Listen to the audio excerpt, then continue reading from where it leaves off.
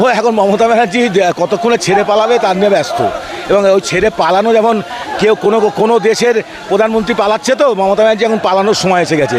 সেই জন্য আমরা একটু পালানোটা তাড়াতাড়ি ট্রেনে নামাতে পারি কিনা তার চেষ্টা করছি। এই আন্দোলন যতদিন পর্যন্ত বিচার না হবে ততদিন চলবে, আন্দোলন চলবে, আর রাস্তায় থাকবো আমরা।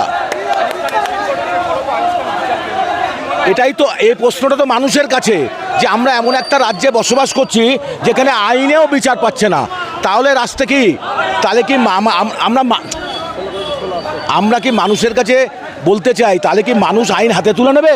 মমতা ব্যানার্জি যে কাজ করছেন তাহলে মানুষ ভবিষ্যতে আইন হাতে তুলে নেবে, এর জন্য দায়ী কিন্তু মমতা ব্যানার্জি থাকবে।